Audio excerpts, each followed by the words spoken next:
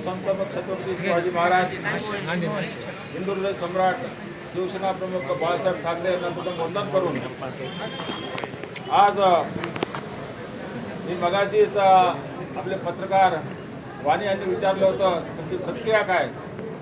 मी सांगितलं जुन्नर तालुका हा शिवसेनेचा आहे. गेल्या विधानसभेच्या माध्यमातून शिवसेनेचा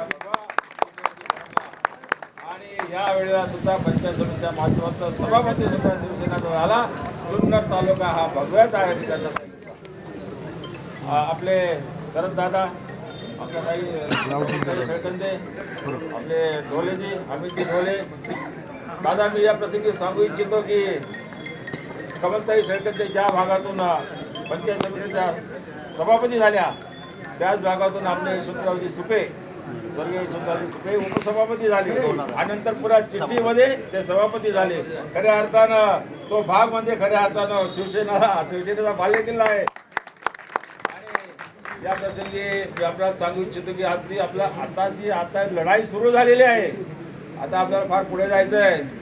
देवकरजी, आता ग्रामपंचायतीच्या निवडणुका येत आहेत.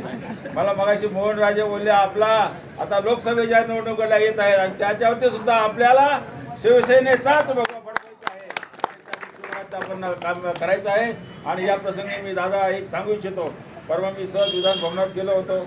एकनाथजी शिंदे साहेब समोर येत होते. मी त्याला सांगितलं आपली 2-3 कामं महत्त्वाची आहेत ते आपल्याला करायची आहेत. ताई, कमलताई, तुम्ही दाऱ्या घाटाच्या विभागातून निवडून आलेला आहात. दाऱ्या घाटाचा काम आपल्याला करायचं. आता दाऱ्या घाट झालाच पाहिजे ही संकल्पना आपण सर्वांनी करूया. आणि तालुक्यात आता आपल्या सभापती उपसभापती आहेत, आपले दादा आहेत, दादा आहेत. त्यामुळे ही सर्व कामं होतील आणि आपल्या तालुक्याच्या विकासाला अतिशय चांगल्या प्रकारची गती मिळेल याच्याबद्दल माझ्या मनामध्ये कुठल्याही प्रकारची शंका नाही.